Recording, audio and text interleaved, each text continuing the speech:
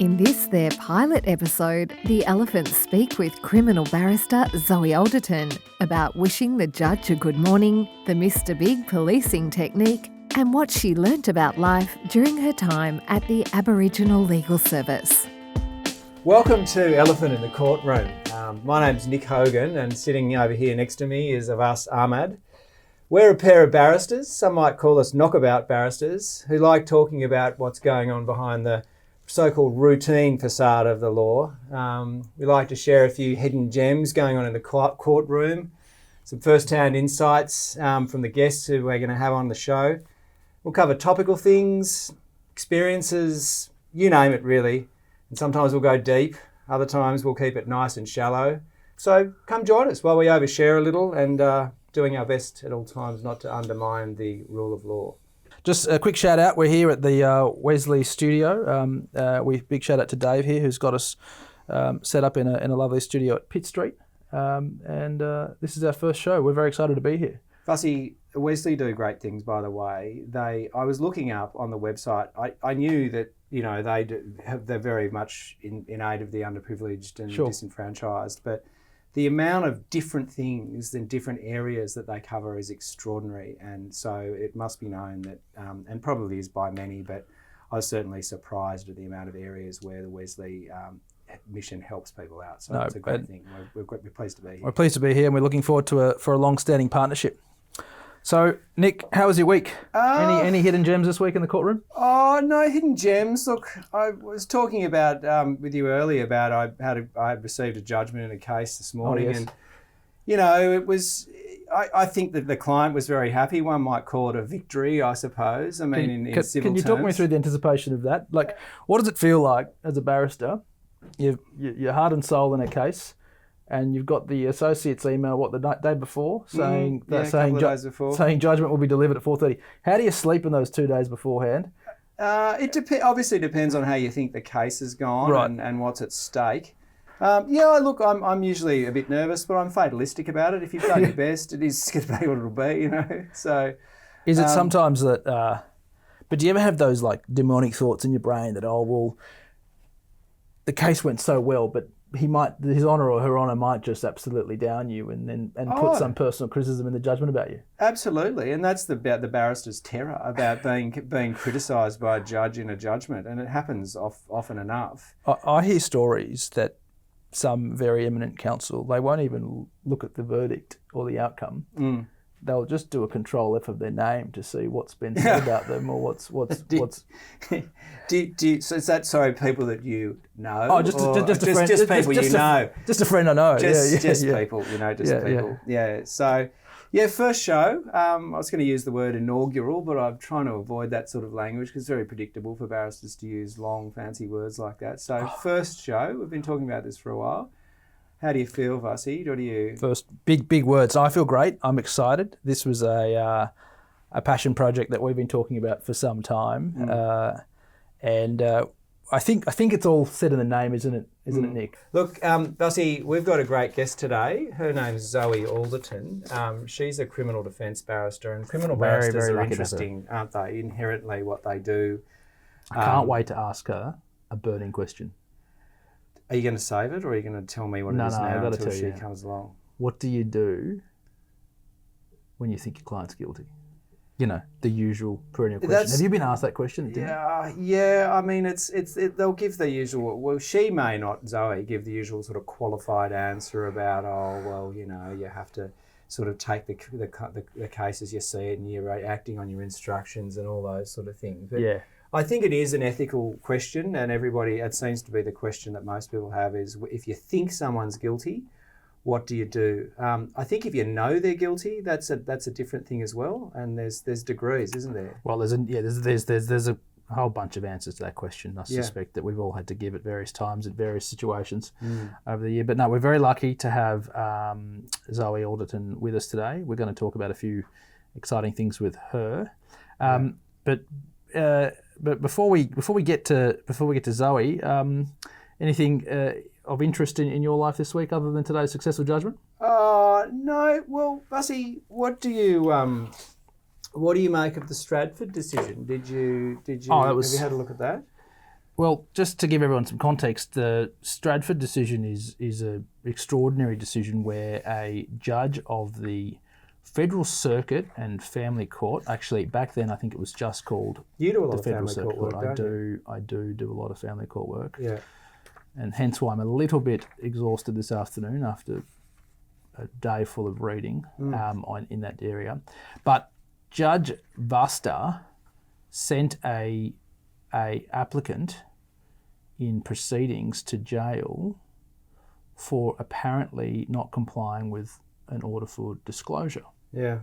And that, I think in the words of Justice Wigney, he just described that hearing as a parody of a court hearing and said that the sentence basically contravened every possible notion of a fair trial to anyone. The idea he wasn't really given a fair chance. It's all this stuff about, well, there was denial of procedural fairness, That's that sort right. of stuff. So he wasn't really given the proper chance to be heard, etc. It was it seems as if it was a fairly short hearing in which the decision was made to.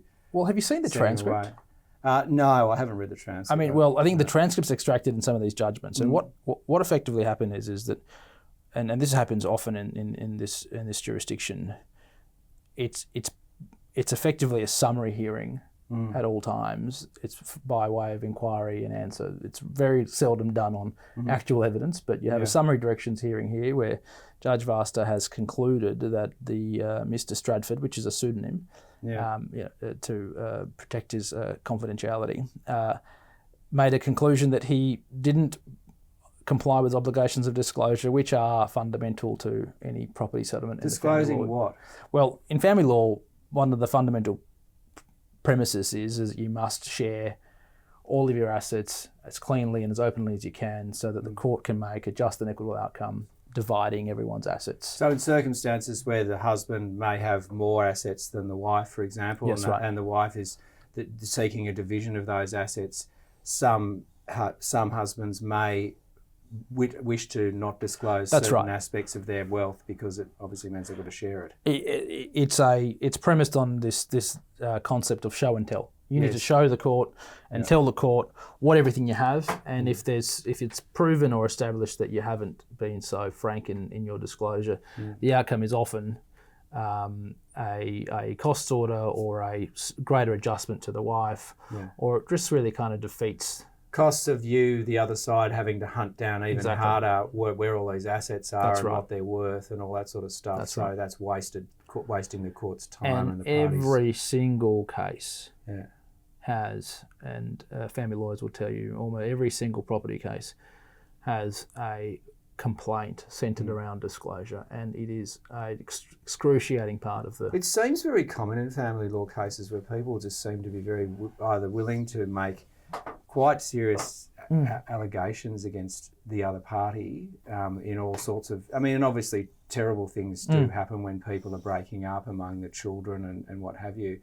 But it all gets very clouded with all those different types of allegations in what would seemingly what should be a simple process of like, well, here's the pool of assets, and here's what everyone's been contributing. There may be a bit of argument about, you know, how much if the wife is saying, well, I was at home enabling you to go off and work and earn a living. I would like to have been doing that, but there were things to do at home with the children. We put a monetary value on that, etc., etc. Those sort of questions. But it all seems to get very clouded in at least the family law cases I've seen. Because they're just so embedded with human conflict, I think. So again, you these issues, they're hard to divorce. The practitioners are full of these conflicts themselves. They're full of these conflicts with their clients. Yeah. And then the issues present themselves to the court. And you've got a judge here, Judge Vasta, who's an experienced judge.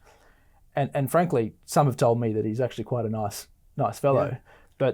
But he must have just either built up a whole bunch of resentment over the non-disclosure issues that are raised in his courtroom probably every day, and makes the bland, the very aggressive assertion that that Mr. Stratford needed to bring his toothbrush if he didn't comply on his obligations of disclosure. Do you think that and you've seen this, judges get just fed up with either systemic things, patterns they're seeing in their courtroom, and then somebody ends up being the victim of that frustration.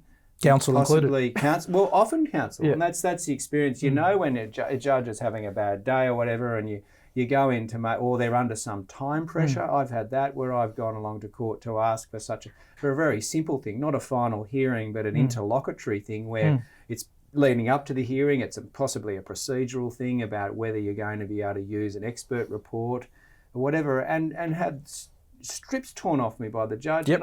and you stand there thinking, "Oh, I'm sorry. But you just have to sort of wear it. You know, it's part of the job. And isn't that interesting? Because doesn't that really beg so many questions about our job and perhaps the hidden little secrets in the courtroom? Absolutely. About what we have to experience day in, day out. And just finishing back on this poor gentleman for a moment, because he was unrepresented. Oh, he was at the time he got sentenced. He got sentenced summarily without a finding. Spent 6, as Justice Wigney described it, 6 miserable days in the Brisbane watch house. Yeah. But interestingly, when the appeal was filed and he sought a stay of the sentence, Judge Vasta, to his credit, I suppose, Yes. stayed the sentence and gave a complete account that he has made an error in the sentence. He's fundamentally made a wrong assumption.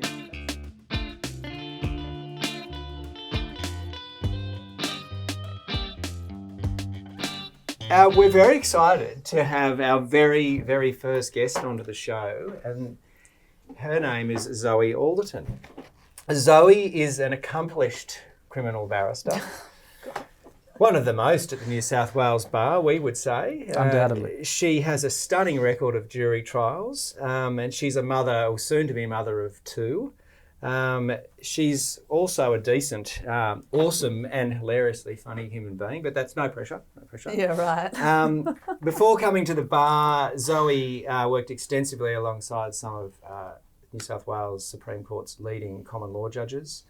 She's also spent a lengthy period working for the Aboriginal Legal Service, a fantastic thing to do, in my view, something I wish I'd done but didn't before I came to the bar. And so she's seen how the criminal justice system works at a very grassroots level. Zoe, welcome to Elephant in the Courtroom. Thanks for having me. It's a great pleasure. Rumour has it that you are, the common parlance is a teacher's pet. But but one we might call a judge's pet, for example. So, what makes a judge's pet? How do you become a judge's pet? Because we're obviously not. We're the elephants in the courtroom, which is the antithesis, the opposite of that. So, I don't know, just a desperate desire to please, I guess. Does that go back to your childhood? Oh, undoubtedly. Another thing. Any experiences you care to call upon, or Just really keen for approval, which is not. But approval from who? This is because we were having this discussion earlier. Is it? There are a lot of stakeholders to please in the courtroom, isn't there? Yeah, that's true, and sometimes those interests can be in conflict. That's right. Very much in conflict.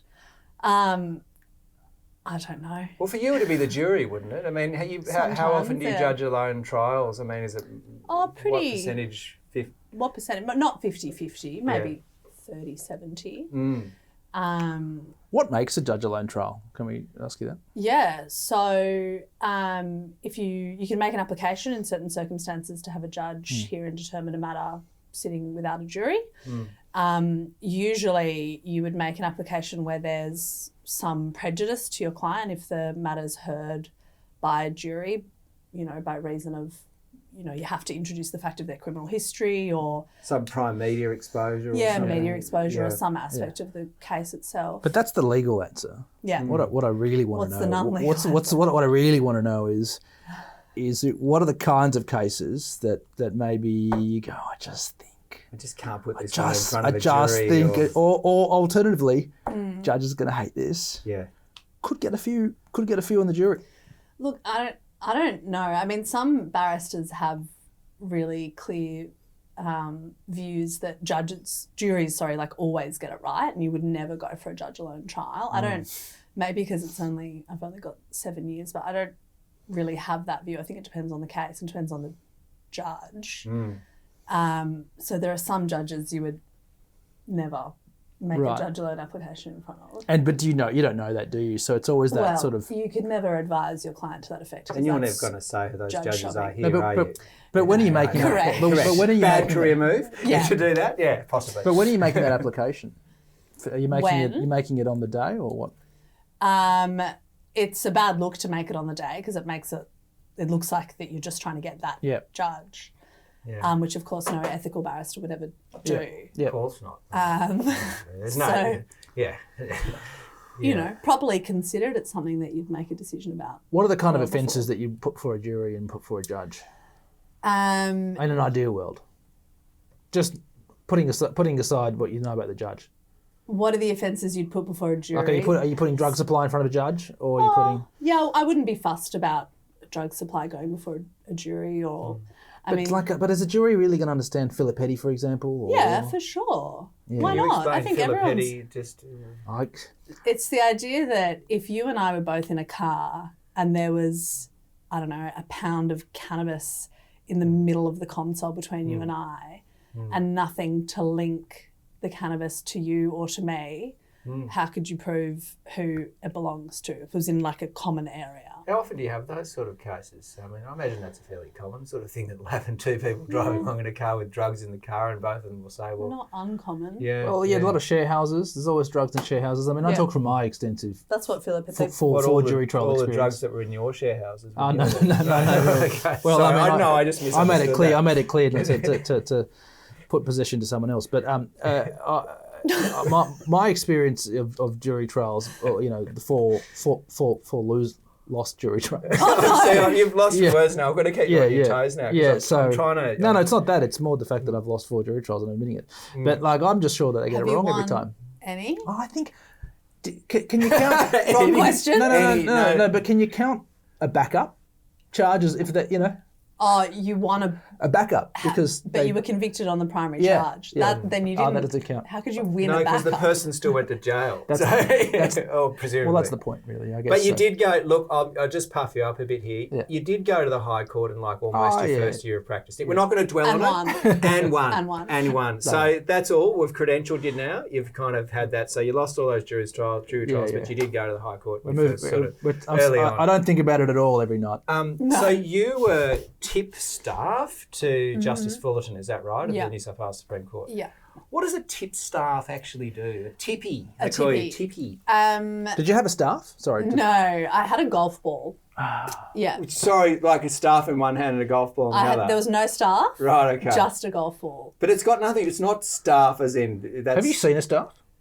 What? Have you seen how big the staff is? Is this where the term comes from? Because this I is the believe first so. question. Yeah. Tip staff, because you know that there is actually traditionally Yeah. I think tips that's the right. staff, like physically tips it. It's how you knock the judge onto the bench. So when you get the 1, 2, 3, Yeah. I think that's what used to happen in the. The bloke this Olden morning days. just did it with a highlighter pen. Yeah, Yeah, you yeah, do that's- anything. Well, they moved the- on, but when I was How a do you know tippy- that?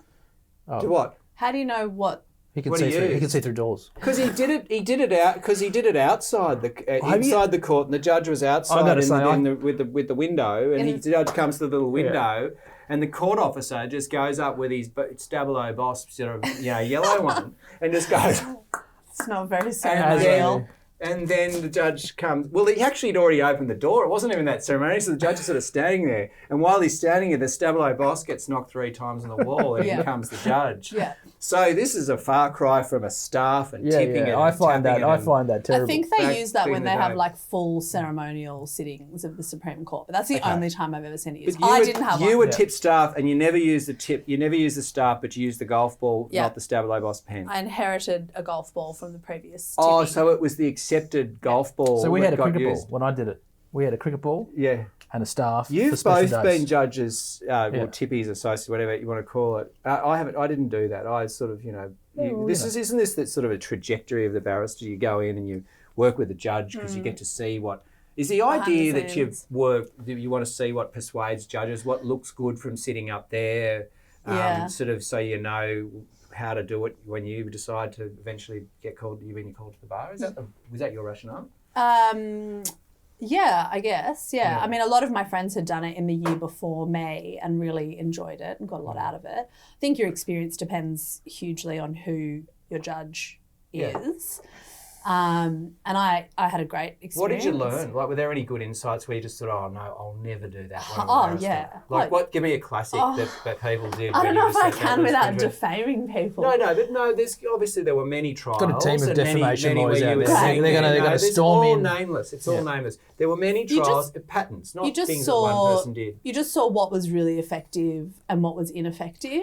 For example, any examples? Like, Well, geez, I mean, like in preparation manner. for one. Preparation. That always helps when you're apparently as a barrister. But But what just about, how obvious it is when people are really well prepared compared to how when people are not prepared, and you might think that you can sort of cover it up a little bit, or maybe no one knows quite how unprepared you are, but it's What about so obvious. what about the people who come in the old robe sort of slightly off the shoulder? Yeah, you know, I hate old, that. You know, the old, Your Honour, and there's all the leaning down over the lectern, all frowned those upon? sort of things that people do. I hate Is that frowned Yeah. upon? So can I tell you one Yeah, of my yeah, do you do greatest that? bugbears? I kind of Is that your cool shtick? I thought I got a bit of swag. I'm coming in, I'm a little No. bit casual because what I say I is don't come awesome, in that so way, I'll but it just just have sort of my falls robe off. off my You look shoulder. like an absolute plonker. Yeah, right. Yeah, in my yeah. view. I've So- always thought that was a little bit There is unprofessional. An elephant, maybe?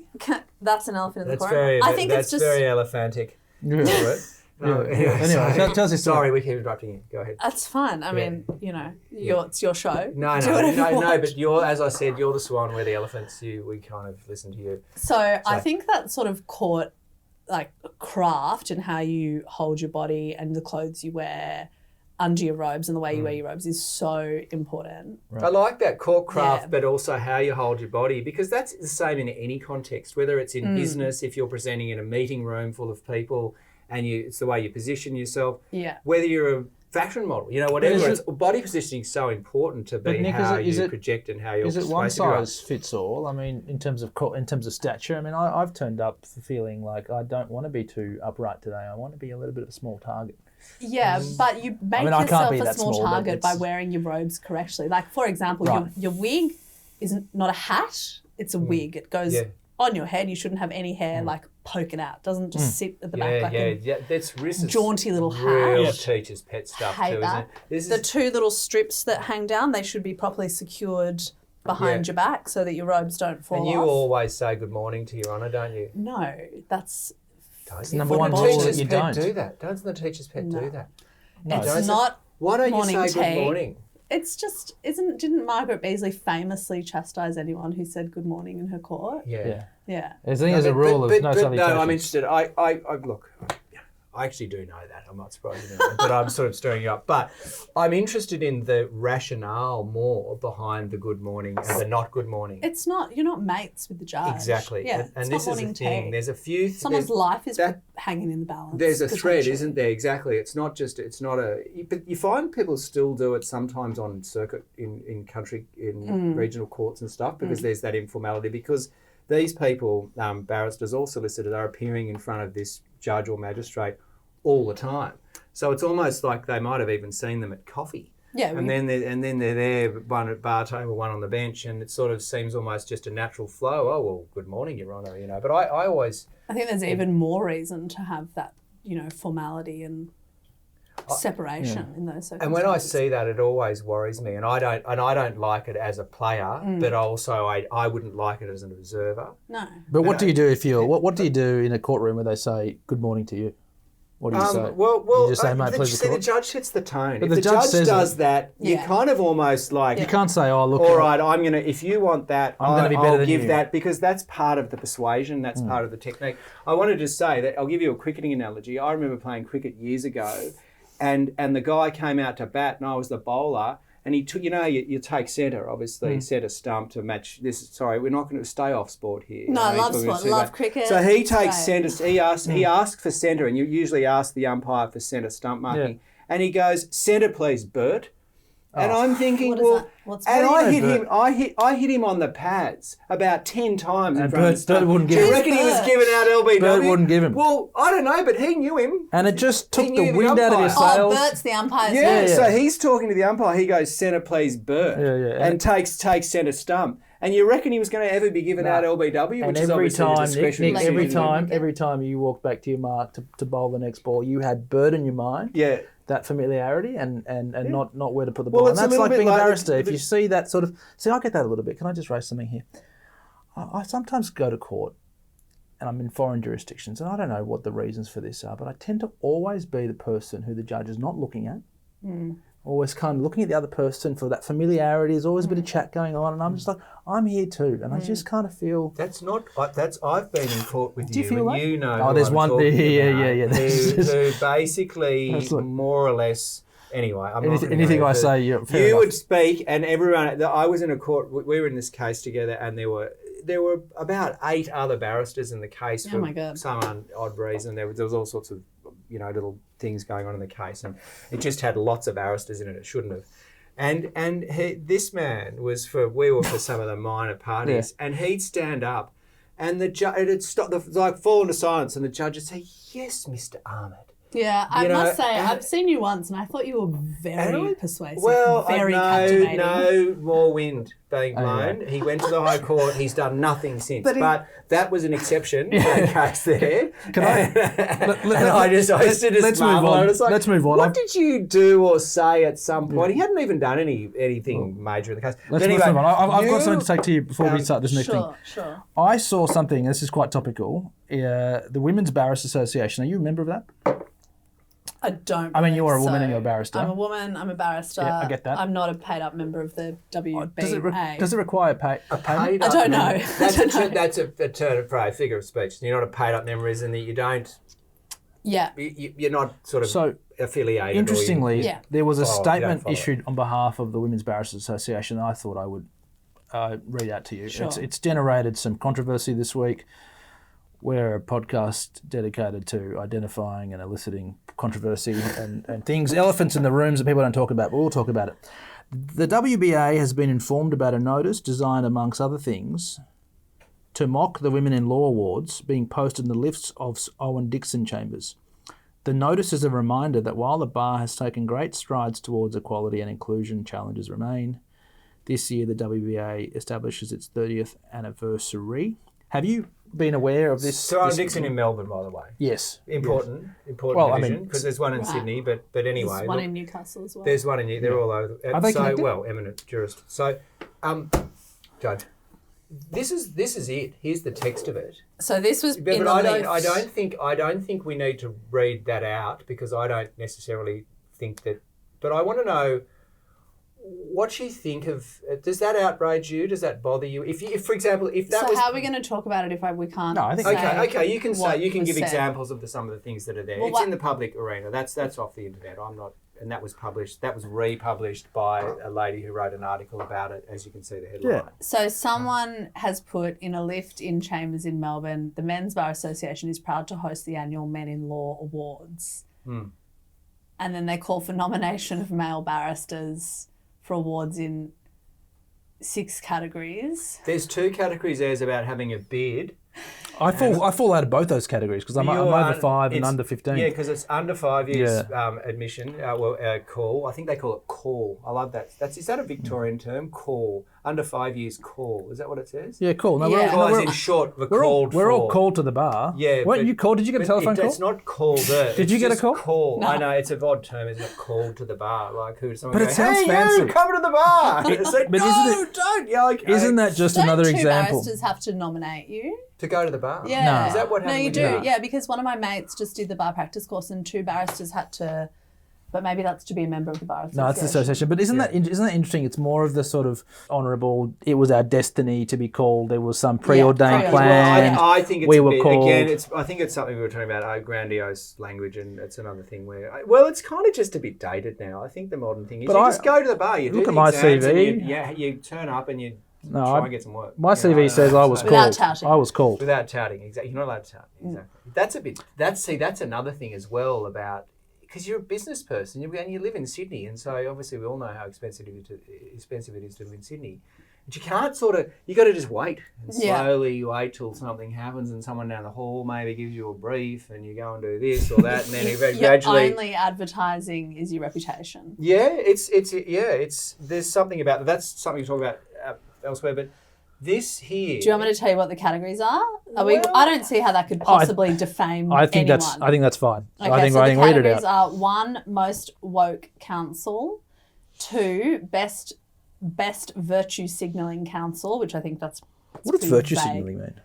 Virtue signalling, as I understand it, is when you say and do things to indicate to other people how righteous you sensitive, are. righteous, Yeah, enlightened. exactly what we're not going to do here. The opposite of the elephant in the courtroom. Yeah. 3 is least offensive counsel. Yeah.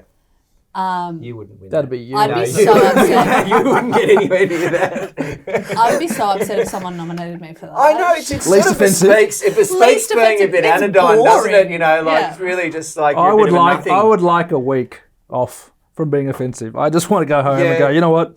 I didn't offend anyone today. No, Everyone as was they happy. say, you be you. Just be Just be you. Anyway, back to putting that slightly to one side. It's so arbitrary awards anyway on things like careers, professions. Like it's like but the bar and the law seems very keen to have sort of their own Oscars. And we But vote this person let me be as clear. being great. This is offensive. Yeah. It probably just shows a bit of lack of progress in thinking from certain people that, I mean, it's all well and good. I mean, well, it's not all well. I actually, the more I think about it, the more I dislike it. At first I read it and I looked at the categories like you and I thought, oh, maybe, but then I just think it bespeaks lack of progress, and I think the bar is, we need progress in all areas, and I think, including marginalisation, because... I think the way that representation of women at the bar changes is by young women being supported and encouraged and,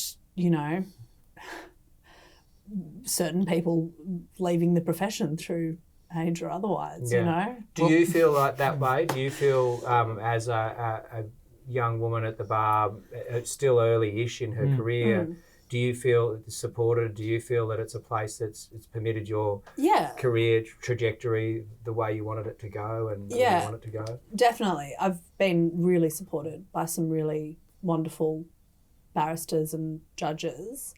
But I remember in my first year, the first couple of trials, I don't know if it was just so obvious from my face, but I regularly would be asked by my opponents, like, is this your first trial? Have you done this before? Which is just so patronising. Yeah. And I oscillated between being outraged or ignoring them, or sometimes I'd be like, no, it is my first, and then just remind them of that at the end when I won. Yeah, exactly. Oh, yeah, I like that talk. Those fighting words. That's what we're looking for. When you speak about being the support, underdog's good. Hey? I like playing the underdog in court. I well, like that's- playing the sleeper. That's you and just every sort day. of people feel there's so much posturing that goes on.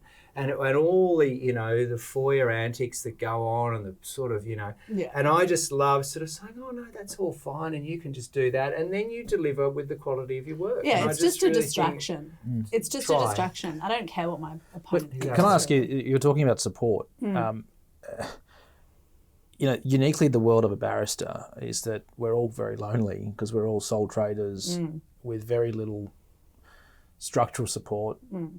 We're just on our own trying to get through. I mean, I remember coming to the bar and finding it interesting that I had to buy my own table and desk and computer and keypad and all these things. And I was like, oh, wow, I need to do all these things. And so when you say support, what do you mean? Do you find that the Bar Association or the memberships you're part of have more structural support for you? Does Chamber support you? Is it more just that you're lucky that you have good people around you? Yeah, I think it's the latter. I never really got that much out of organised support. I had my tutors in my first year of practice were they both good? amazing. Happy to disclose them? Oh yeah, Ragni Martour, Senior Counsel, and Nick Yes. Ragni's Broadbent. amazing. Yeah. Oh, they're both, Should be a great guest on the Elephant, I think. She would. She'd be great. She'd have Yeah. interesting things to say, unlike your first guest. Yeah. So yeah, I was really lucky with my tutors. They were both incredible and gave me work and were always available to give me advice and. Because you wonder where your first bit of work's going to come from, don't you? You sort of turn up and you think, so how does this work? How does someone, there's no sort of, you don't just go and turn up and someone says, here, do this. Yeah. You kind of got to go around And you don't want to be too I actually think I had a obsequious brief. or sucky. And, I had a brief before I started at the Did bar. you? Yeah. It's good to hit. Some people hit the ground running. Some people are lucky. Through like someone looking at. And it hasn't stopped since, has it? Now, the ALS, the Aboriginal Legal Service, I'm really interested in that because it's something that I would love to have done. It just didn't really fall into my experience. I probably didn't seek it out either. But so you worked in Dubbo and Griffith. Yeah. What sort of contact did you have with the community while you were doing that and get to know how crime was happening and what was it sort of that connected, or how did you find the experience from that perspective? I mean, I think you're so busy as a junior solicitor just getting through your cases. You don't really have the opportunity to look at things from a policy level or, you know. Have you reflected on it since? Were there, for example, absolutely. repeat offenders, people like young... frequent flyers. Yeah. You know, young men or women who you just kept having to defend, and you're thinking... You get to know them a little bit because obviously if you're doing a plea for someone, you've got to present their family circumstances sometimes or whatever as a justification for asking for a certain sentence. Yeah, and what have sure. You. Yeah, there was, definitely. How to make you feel? Did you feel that there's sort of endemic things going on there with people and Indigenous Australians and the like, where you think that the bigger topics that are obviously in the market, in the dialogue at the moment nationally are sort of, you know, you see those reflected and trickled down into the grassroots level? Yeah, I mean, it's undeniable. I mean, I'm no expert and I was only at the Aboriginal Legal Service for 3 years. I have some colleagues who've been there for like 8 and longer. Yeah, it's still a fair while. 3 years is still a good time. It felt like Feel free to share. I mean, things like, you know, all the things that we all know about exposure to family violence, early exposure to drugs and alcohol, not having a safe home to go to, boredom, like a whole range of issues and those that lead people to their offending. Yeah, those systemic issues, they're recognised in a number of ways, aren't they, in the criminal justice system, including from conviction to sentence. Do you want to tell us a bit about that? Like So the High Court has recognised for since Fernando, I don't know the year of that case, but that, you know, the effects of childhood deprivation don't diminish with the passage of time, and there should be some recognition of that when you decide what punishment to give someone, that your moral culpability for your offending can be reduced depending on the factors that led you to your offence. And what I find interesting is that despite there being so much emphasis on the disproportionate rates of Aboriginals in custody or Indigenous people in custody, that policy really hasn't gone far to legislate those sentencing considerations.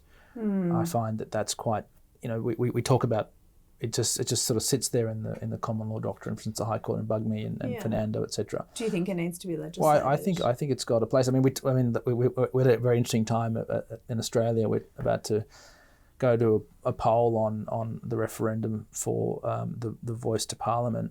Now, that underpinning that, which seems to be what everyone's on the same page on, is closing the gap.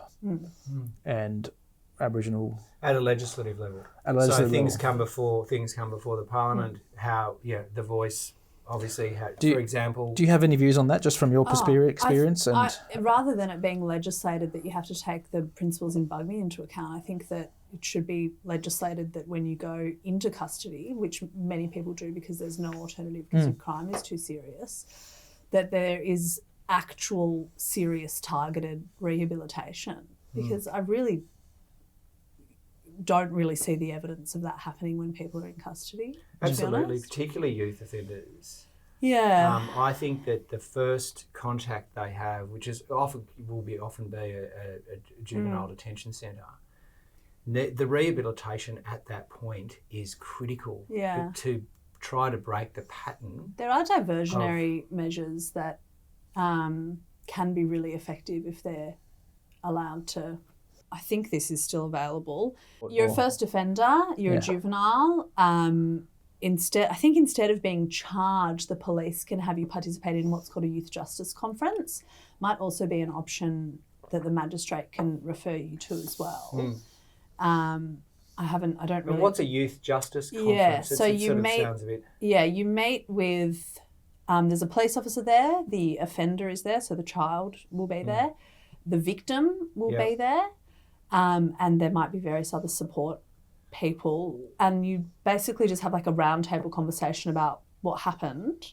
Yeah. And there might be some recommendations, or the victim might say, okay, well, you stole my phone. I want you to, you know. What about the Long idea time of sort of broader rehabilitation and actually just young people starting to trying to get them to see the world through a slightly different lens? Well, that's in the opportunities and things like that. I mean, so I have a personal experience with the Youth Justice Conference. I'm sure he won't mind me telling you this. When he was, I think, maybe 15 or 14, nicked someone's phone. And he went and participated in a Youth Justice Conference, and I think it was incredibly chastising for him. And he got on to live a great life. And I just think that maybe if he lived in a different area, if it was a different police officer, if the colour of his skin was different, it might have been a different outcome, and then that could have set him on a totally different trajectory based on, you know, early exposure to the criminal justice system. Yeah, I think though that first experience or first and second experiences are really, really important. For sure. And there needs to be a lot. That's where the resources need to go, because that's the old universities of crime too. That there's associations that happen. There's egging on. There's planning that happens together. What will we do when we get out? Yeah. What are we even going to do in here? We don't like that bloke. And not even that. I think it's like it just becomes your identity, and there might be a sense of hopelessness that this is just who I am and this is all there is for me. This is the cycle I'm in, and I don't. Yeah, but the reoffending also can happen sometimes even inside the detention centre, and that's even worse because then they stay in there for longer, and then the pattern is further perpetuated. It's really talk critical. us through what it's like in the life of you were a duty solicitor in those environments where you would have lots of files. Talk us through what it's like in the life, maybe Monday to Friday or pick a day. I mean, I think the best illustration is I distinctly remember getting ready one morning. I think I'd been at the ALS for about 6 months. Yes. And doing my makeup and thinking, I don't feel like throwing up today for the first time ever. Really? So the nerves were that bad? Just horrific. It's not like it's nerves. It's also the workload is just crushing. Yeah. You've got no idea what you're doing. You get a little bit of training, and I was really lucky that I started at the ALS when the principal legal officer and the deputy principal legal officer were really good, really engaged. But still, like it's so like amid all that, but how many matters would you have in a list? Like sometimes the list would be 100 matters long, and you'd have, maybe not all of the files, but like 60 or something. You'd have 60 matters in a day.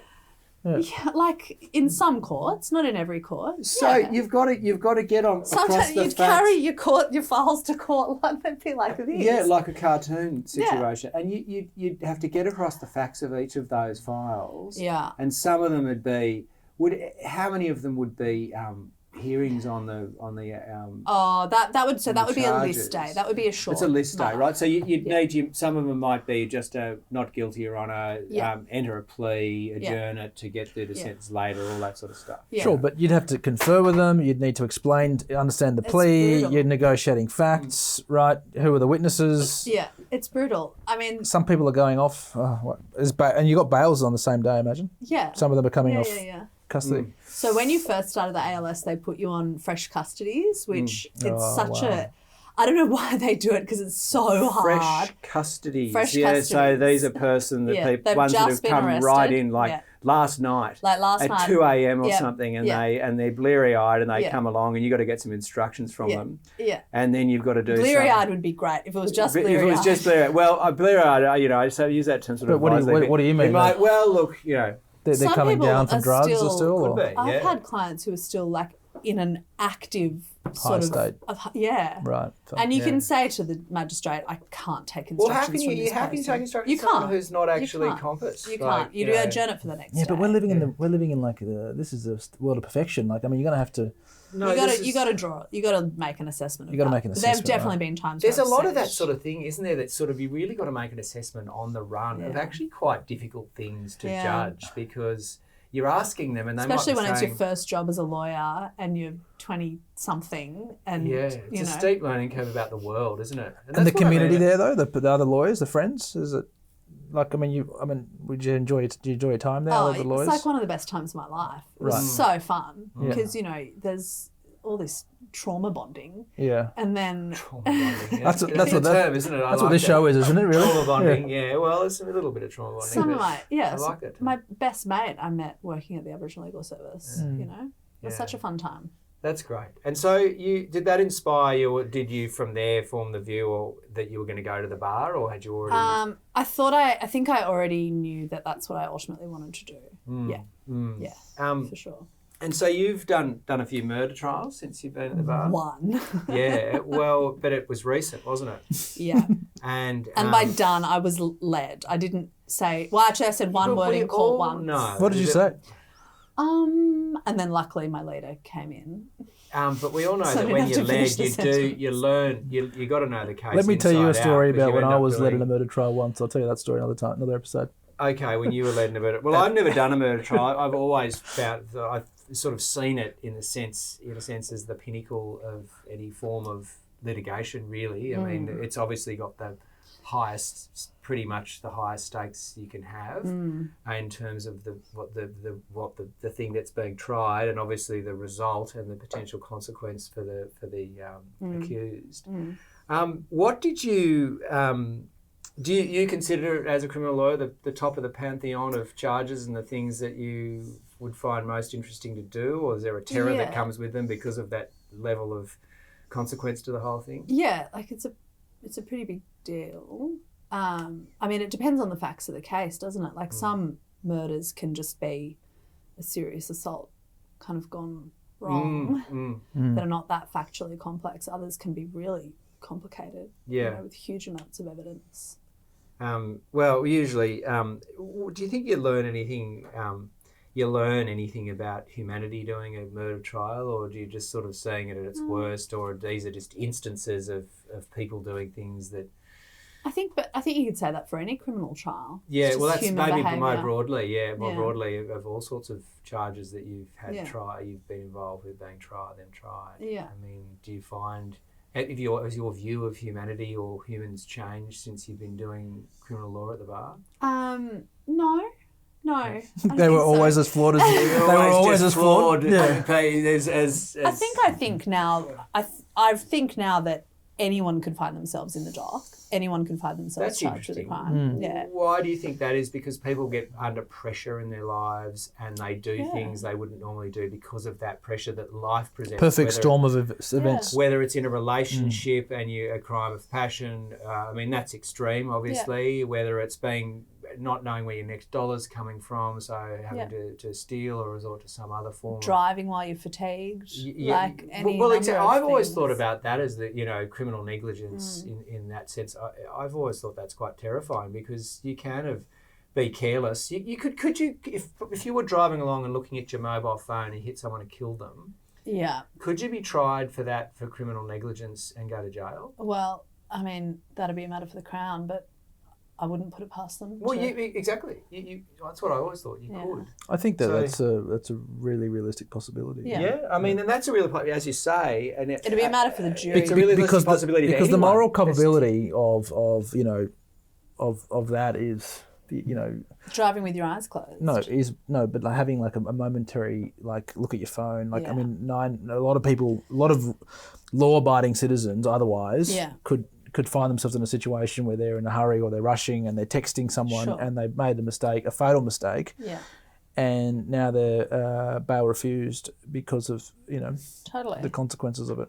Yeah. So the murder that you were involved in recently was the Rumsby case, and there's been a suppression order made by the judge over that case because over aspects of it. You're right, and because there was undercover policing techniques used in that case that have been used in others, but some of those have appeared in the judgment that isn't suppressed. So we can talk about those at least in a general way. Were there forensics in that case as well? Yeah, there was a forensic pathologist, but there was no like DNA or fingerprints or anything that related to our client. Can we That's give a what bit your of a background as question to what is. the case is about? Or that Well, why so don't far? Zoe- Yeah. So, So in 1999, a 17-year-old girl went to a birthday party in the town of Gulgong, which is in central western New South Wales, sort of near Mudgee, and left the birthday party at around midnight. Lots of people were there, coming and going all throughout the evening.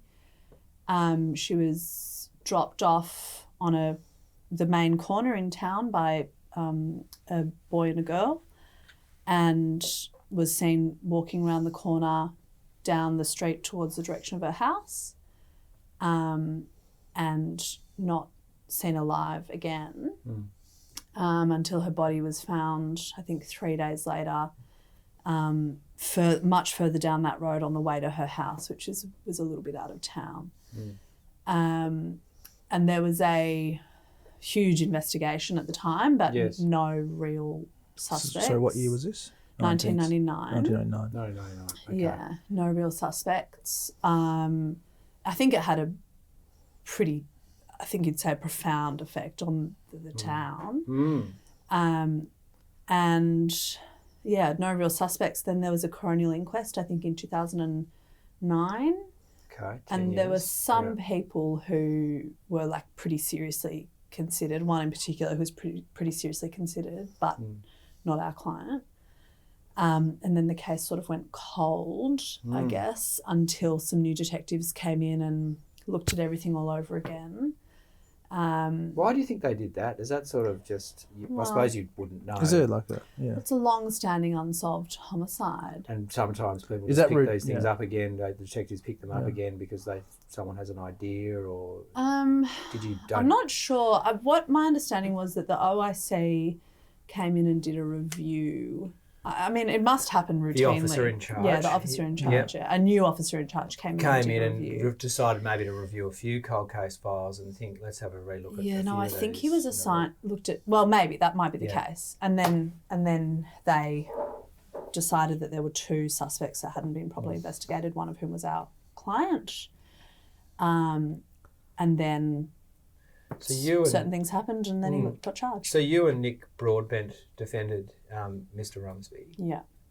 And the police used I wouldn't say standard, but an undercover policing technique that had been used in other cases to secure confessions from accused in those cases.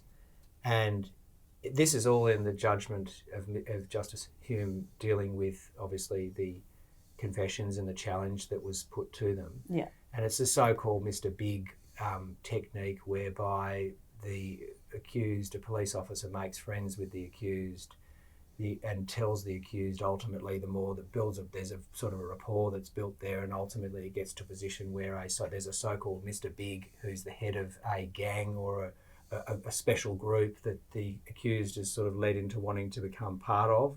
That's the intention.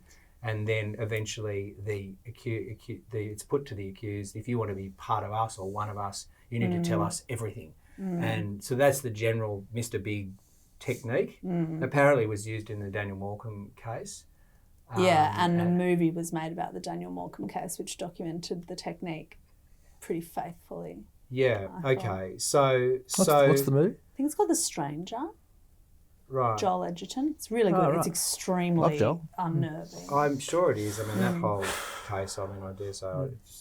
But we're conscious that you can't talk about a lot of this, right? Well, the point is, I'm very nervous about breaching the suppression policy. I'm not going to ask you to talk about the specifics. We know that the Mr. Big thing is public and that gets done, and there's nothing secret. I'm not going to ask you to talk about the minutiae of that. But what in the judgment that I read, there was a passage quoted from Justice Kirby in the High Court from a case called Swaffield, and there were two accused in that case that were tried, two cases that were heard, Swaffield and Pavich. Yeah. And the quote is from Justice Kirby is, subterfuge, ruses and tricks may be lawfully employed by police acting in the public interest.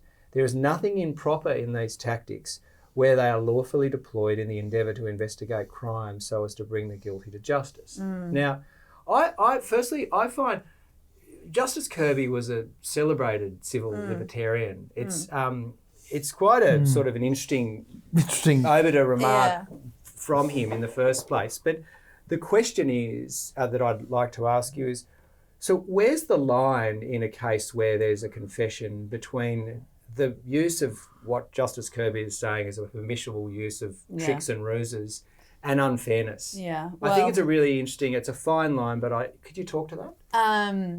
In a general sense, not in the respect of Rumsey. What year was Swaffield? It's 98. It's probably, is it 98 or 80? Is that Do I say pre-evidence I'm act? reading 98. Yeah. So I think the way that the Mr. Big technique was utilised in the late 90s is it's come a long way, I think.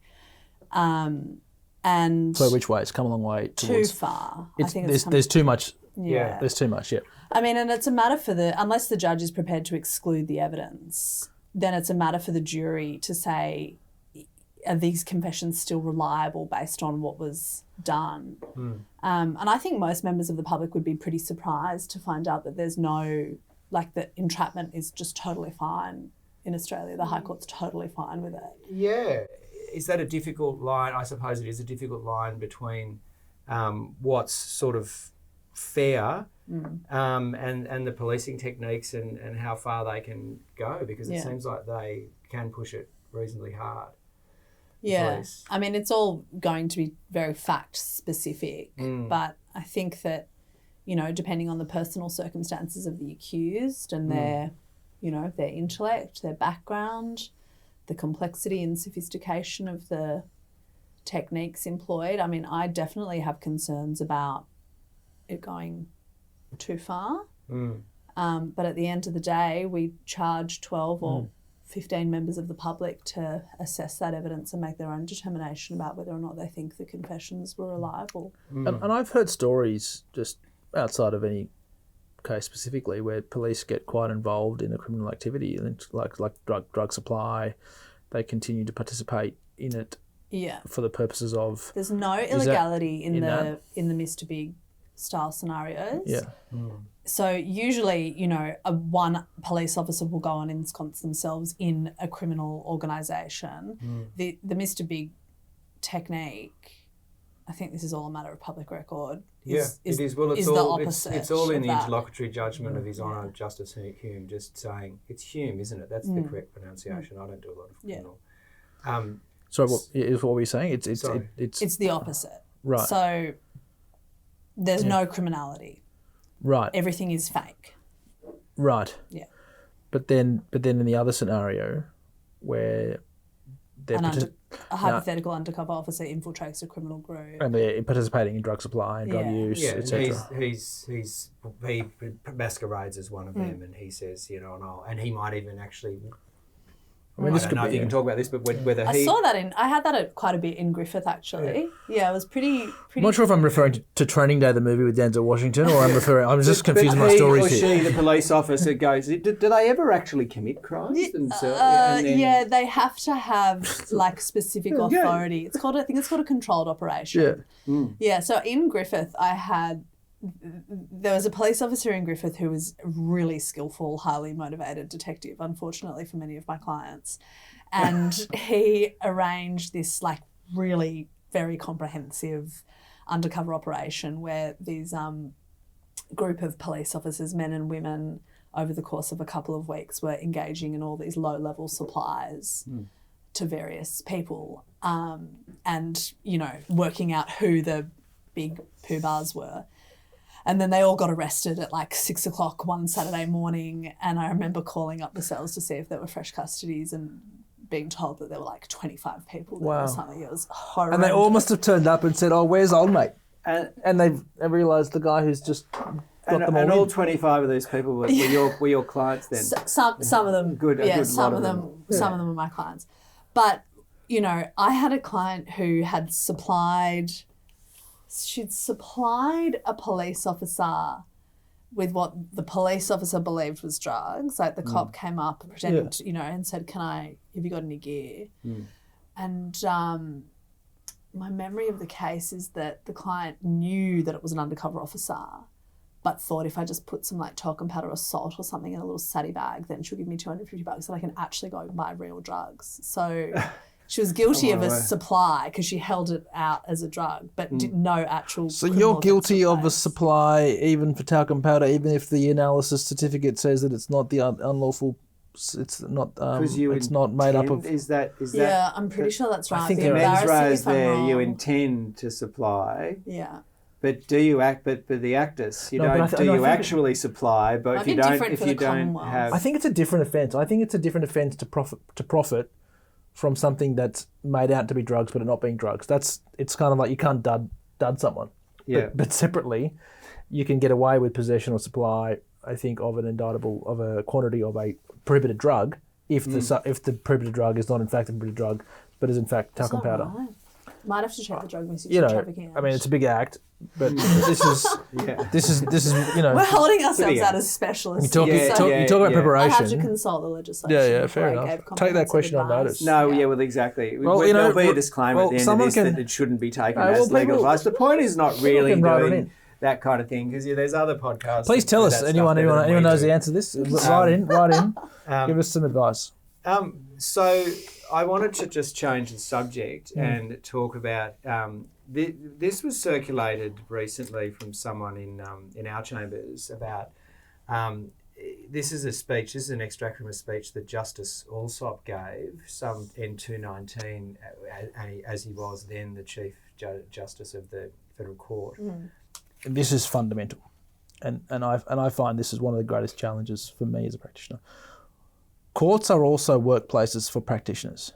It has always been the case that how a judge behaves in court can affect practitioners in important ways, professionally and personally. We all remember judges who are unpleasant. We all remember judges in front of whom it was a joy to appear. That is part of the humanity of the courtroom. Judges, however, can forget the power they have in a look, an eye roll, the timbre of voice, the cutting remark, but also the smile. But can I also just make this point? This is coming from the most, in my respectful view, I actually mean this legitimately when I use that word respectful view, just such a intellectual heavyweight of this jurisdiction, absolutely. Such a wonderful humanitarian, someone who's written some of the most beautiful judgments and who will have a profound impact going forward. So for his honour to have the insight and to speak about something that is so desperately important to us, I think is really important. And I find... Vasta, he's talking about bullying. I mean, he uses the word here. I mean, he doesn't say he's talking about it, but in the second paragraph, talking about bullying. Yeah. Now, have you had any experience of that, Zoe? You don't have to name names or if there are any sort of patterns. Again, you've got to be careful. I mean, obviously, these are people we will appear before, we have been in front of previously, but have you had any experiences where you've come away feeling a bit rattled? Oh, absolutely. Yeah. I mean, less so now because I have more time to prepare properly. But yeah, when I was a solicitor at the ALS, when you're just constantly under pressure, like, yeah, the beauty of that paragraph that you just read of us is that, he acknowledges that the impact that a judicial officer can have on an advocate and the impact that it can have on their advocacy. Yeah. You do your best advocacy when you feel like you're being heard and that you're not wasting someone's time and they're interested in your submissions. And when I think of, performances in court that I'm really proud of, it's when I felt like I was given the space and the freedom just to articulate my submission. Wonderful. And engage and connect with the judge. Yeah. Because there's just a person And sitting even up if there they and it's a conversation ultimately. And isn't that what all humans want fundamentally, whether you're counsel or whether you're representing your counsel representing the person whose life's in your hands or whose outcome's in your hands, you want to be heard and you want to be able to express yourself authentically. And I find that, the experiences that we face in this jurisdiction can be crippling when judges sort of lose sight of the the stakes that are involved in making a submission. Your client is a participant of the legal system. They have paid their way here. This is their day. It's the most catastrophic moment in their lives. And a judge's flippant, dismissive remark can just make them so alienated. And I experience this a lot in family. So I'm a generalist, as you all know, and I appear in almost every jurisdiction, from local courts to family courts to Supreme Court work. But a lot of family law work, I'm seeing this a lot of. Which turns me to my next point, is I think we probably also need to spend a moment to think about the perspective of the judges, because it must be so fatiguing constantly. What I'm thinking about, interpersonal disputes. And I think that, and my experience is, I want to say two things about this. Is the in the lower courts. Talk about workload. Inferior courts, they were described. I wanted to laugh about that with you later. The distinction in Vasta about inferior courts of record and superior courts of record, and the immunity that's different in inferior courts for judges and not for superior courts. But that's a different point. But in the lower courts, their workload is hard. They have less resources, and they want to get to a solution as quickly as possible. So I have sympathy for that. But I just wanted to laugh about the comment you make earlier about, it rattles your advocacy. And there have been so many days, I'm sure we've all had this, where you are just reliving the moment. I have come up with the best comebacks. I had a bad moment on Tuesday that I have been said, if I had just said this, and I'm in the shower and I'm re-talking it and I'm saying it back to myself and I'm just... I've been in the bar 15 years and I'm still, for 14 years, I'm still not doing it. You got to I used to have, there was a judicial officer that I appeared before regularly, and I would have arguments in the mirror with them every day before court. I love it. And Your Honour, and then you get there and you freeze. And then you turn up and you just go to water. Well, it's like that. You can't say to them what you actually want to say, which is, you cannot. I got 1 minute to get instructions from my client before court. I've got 40 other matters. I sat down once. And another thing. I sat down once. I was being bullied so desperately. I'm telling all these war stories, but I was actually during COVID. So I metaphorically sat down and I was already sitting down in my shorts and my t-shirt. Okay, so you did nothing. I don't know, because I couldn't physically sit down. I was already sitting. And I was in court. So when you said I sat down, that was not true. Physically. I arrived. I was there. No, metaphorically I sat down. You stopped talking. Stopped talking. Yeah, that's what I meant. But I said to this officer, I said, I'm having so much difficulty in persuading you of anything. I can't imagine that my clients have any confidence in my ability to continue representing them. I need a moment for an adjournment. Wow, that's pretty spicy. And I spicy too. And I sat down with them and we talked about it, and I really just needed a break, to be honest. And then we decided that we were left with no alternative just to keep going. I ordered the transcript with my own money just so I could have it there to look at. I've not done anything with it because I thought, should I put a complaint in? Well, that's quite a good thing to do actually in response to judicial bullying, is to order the transcript or order the tapes. Because my understanding is they have to sign off. A judicial officer has to sign off for you to get the tapes. Oh, right, okay. Yeah. And even if you do nothing with it. Yeah. So you get the tapes, because you hear the tone of the things that are being said. Yeah. Because you don't get the smirks and the eye rolls. Because that was the great difficulty I had with this judicial officer, is that the transcript would just be beautiful. Yeah. Yes, Miss Alderton. What else would you like to say, Miss Alderton? But the way that it was said in court was the raised eyebrow. It was the the look, the eye roll, the timbre of the voice. Yeah. It's beautifully written, actually. It wasn't a cut. Well, it could have been a cut. It can be a cutting remark that mightn't come across so in the transcript. Even that's right. And even but also the smile. I love the way he ends it. It's quite poetic because it can always be bad, but sometimes the smile makes all the difference. Absolutely.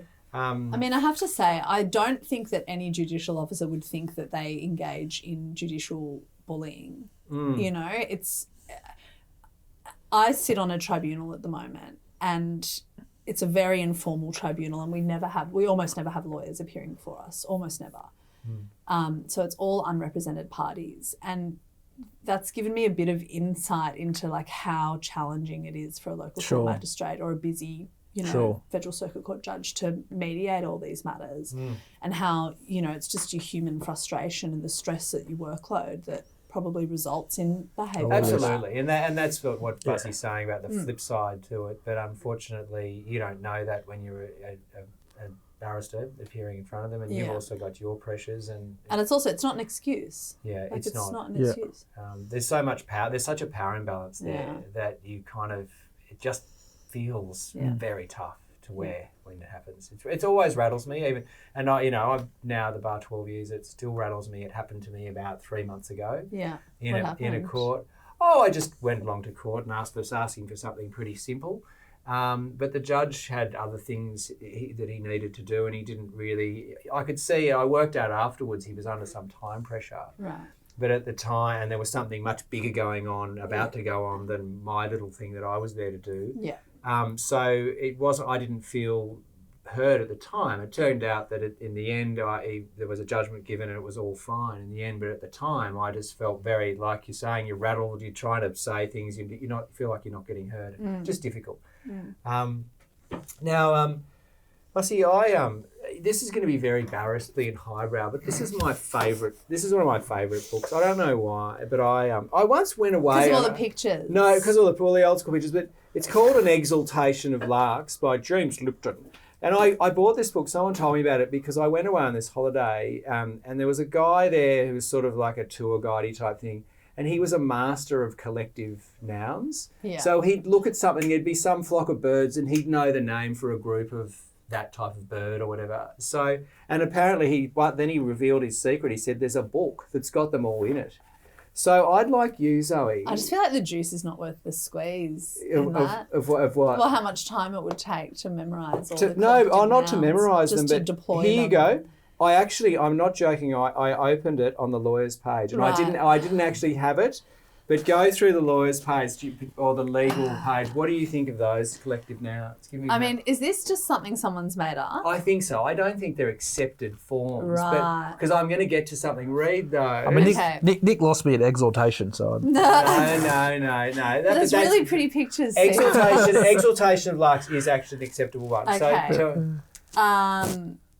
Okay, a shadow of process servers. Yeah, because they sneak around, and because they're not meant to be seen, they sneak up on you and they You've been served. So that's not a bad one. Does that happen in Australia? I used to. Yeah. I think, does it still... What do you mean? Process serving? Yeah. Yeah. In civil cases it does. Yeah, right. Yeah. It's quite a good gig. You make good money out of it. You're just running around. The people who also do... But you got to swear affidavits. I think there are people who do a number of things. They might do process serving. They also might do a bit of private investigation. They have a number of swags. Because timing and address of service is quite critical in the insolvency space. Just to say. Thank you. Yeah, you like... Give me a call if you're not. Go on. Not touting though. Have you got another one? Is there another one? Yeah, sure. A trail of subpoenas. Yeah. A cross of litigators. Yeah.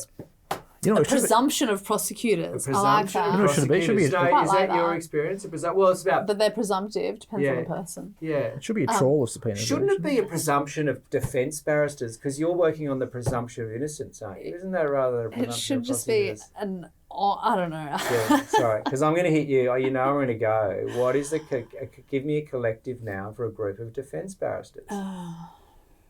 Is that too hard? Do you need to think? Why? You've obviously thought about it. I haven't. No, I haven't. It's my test question for you. It's my put you on the spot question. Oh, I don't know.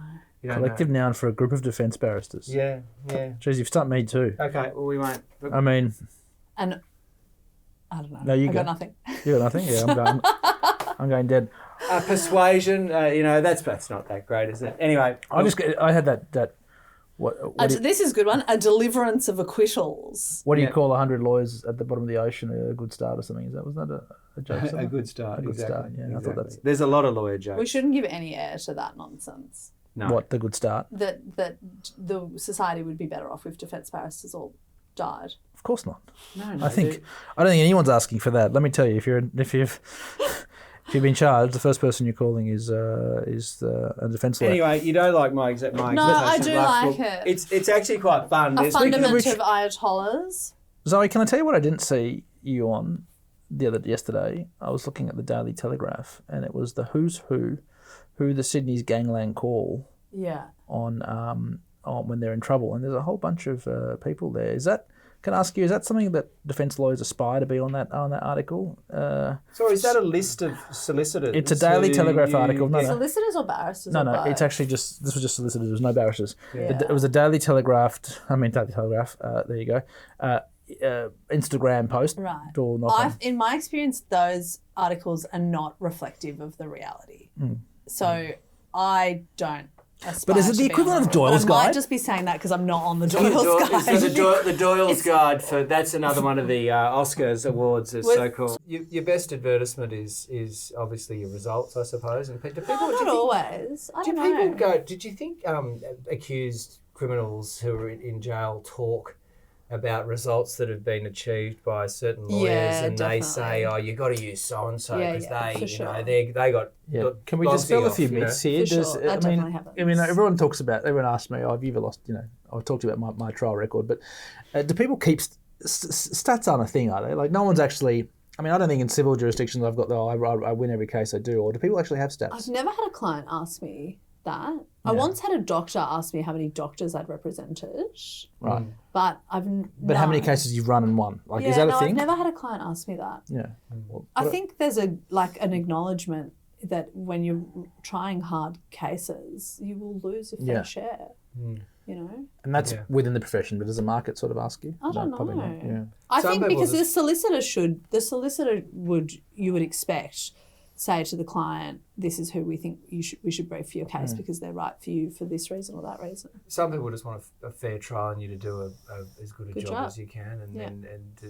do they accept the result? I mean, how often do you speak to them in the dock and afterwards if there's been a conviction or and do you ever get someone saying I just didn't do this? Yeah, for sure. that must be hard. Yeah. I've had a couple of cries. Have you had a couple of cries? People crying when they've been convicted. You personally on the. Yeah, I mean, I nearly cried when I was addressing the jury in my most recent trial, but I'm going to put that down to pregnancy hormones. Right. And also one of the jurors looked like she might have been crying, so, Yeah, you had a moment. It's okay. You're human too, Zoe. We know you are. Yeah. But, you're dealing with, as you said before, sometimes the most catastrophic moment in someone's life, I think that you cease to be an effective advocate when you lose touch with that. With that, yeah. When it doesn't affect you anymore. And how does it go when you go home? I mean, home. Do you take it home a little bit? Yeah, where I'm really bad at that. Yeah. So is Joe. My partner's a barrister as well. Lovely fellow, Joe. Lovely fellow. So you go home, but you've got one child and you have another on the way. Yeah. And do you find that having children sort of breaks that up a bit and you actually gives you a bit of a reality check? Well, look, okay, Yeah, I'll just definitely. focus in on being a mum and I can just Kids separate. don't care if you've been bullied that day in court. They do not. But it's kind of refreshing, right? Yeah. Although Finn started saying this new thing when he asked us what we're doing for the day, and if I say I'm going to court, he'll say, "Mum, just cancel the judge. Yeah. Just cancel the judge." I have loved a beautiful stepson, Rome, who's just always saying like, did the judge make you late again today? And all that. And he's like, can you just tell the judge? No. I said, I'm going to get in trouble from the judge if I don't leave because he loves playing his little toys in the morning. Yeah. So he's all about the judge. He knows. Yeah. Well, that's the person in his eyes that you're answerable to, which is by and large true. I guess, that's right. It's the only person Just you trying really to please. Yeah. Just answerable every to. day. The judges and yourself, really, and maybe you're instructing Look, solicitors. I've got one more question. This comes from our big audience out there, consisting of one person right now, my niece. Yeah. We have a Q&A session to wrap up the shows, but I don't want to cut you short, Nick. Suits, do you watch Suits? Have you ever seen it? I find Suits so infuriating because even if they're working at like 2:00 in the morning, they still all Look pristine. good and having fun. It's not real. I hate it. And there's no There's- such thing the as women are ethics in suit. No one has any ethics. The question was going to be, which character do you relate to most in Well, obviously Suits? Meghan Markle, but Yeah. still wearing heels around the office Meghan after Markle a 16-hour day. Post Brexit fallout or European royal family. This is it's a New York law firm though, isn't it? I think so. By the way, the collective noun for a group of New Yorkers is in here is an up yours, New Yorkers. So it really does have some good ones. You've just got to look a bit deeper. Yeah, but anyway, because maybe So anyway, that Suits. Some people love it. It's quite divisive. I find It's not reflective of the Australian legal system. People look way Is too it? good and people are way too unethical in Suits, and that's both of those things bug me a bit. I don't know why. The English shows about law are more realistic. They are, yeah. What's the one with Martha? I love it. I was going to say that. What's You- that- you know, what's I've that got that sign on my chambers. What would Martha do? What was that show called? But It was an English show. Crown. It was The Crown. The Crown? The Crown. Anyway, Is I'm that not it? sure. We'll fact check. No. We'll No, fact the check Crown's this. the one about the Queen. No, we'll fact check this. But let me. we're obviously too busy hard. What was hard amazing working. about this defence counsel barrister called Martha on a BBC series, maybe circa 5-6 years ago, was that she never lost a trial in the entire 2 seasons that I watched. But, and this is quite poignant actually, she always had these moments in her advocacy where she was absolutely humiliated, embarrassed, everything was going bad. She was the elephant in the courtroom, stumbling You were connecting. and I just printed her out and I said, every time I'm like, well, what would Martha do? How would she turn this around? It's a very good show. I really like it. The scene I found most realistic about that was after a long day in court, she went home on her own, poured herself a glass of wine. It's like 9 o'clock at night, and opened her brief and kept working. Yeah. You know? And it's like, Yeah, that's what you do, isn't it? After put the kids to bed. Oh, it was Silk. Silk. The great That's man's it. come in. Excellent. The producer has come in off screen. He's watched it and he's helped and us. you get the cigar. Excellent. Zoe, it's been great having you on the show. Thank you for talking about some difficult topics and generally being, part of it. I hope you got what you wanted. Not at Hope all. it's edifying for your listeners. No, we just like talking to people. 45 minutes with you, Zoe, is an absolute gift. That's what they say. So thank you for your time. Thank you very Happy to much. be here. Thanks for having me. Cheers.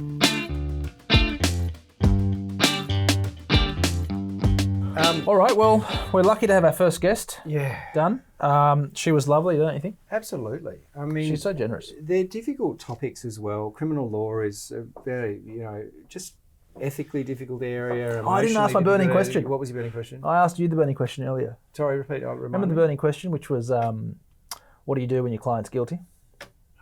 That's all right. It's a fundamental answer. opportunity. Fundamental answer. I'm sure we'll find plenty of times to answer that questions for our wide audience. Some hottish topics there, but I mean, all sort of important stuff in the life of the modern barrister, I think. So That's right. And it's great to get a real life example in Zoe, who mixes motherhood with the difficult, very, very. I consider it probably the most difficult area all round in terms emotionally. Just demands of your time, unpredictability of being a criminal defence barrister. Yeah, And what about even working in the Aboriginal Legal Service, the amount of briefs she had to carry, etc. Dealing with the systemic issues with being a pioneering woman at the bar, dealing with some of her stories on judicial bullying, which were hilarious, As for yours, Vasi. Yeah. So, mate, good luck next week, and you're about to start 2 weeks of trials. Yeah, I'm and, about mate, to I walk hope into two 5-day back-to-back hearings. So my weekend will be spent preparing for them. and making sure you spend a bit of time with your loved ones. I will. And what about you, Nick? What are you doing next week? Mate, I'm actually going to have a little bit of a mental health you week. are. That's So right. yeah, that's what, and I think that's another thing that we might cover on the show at some point. Next time. Thanks for being with us. See you next time.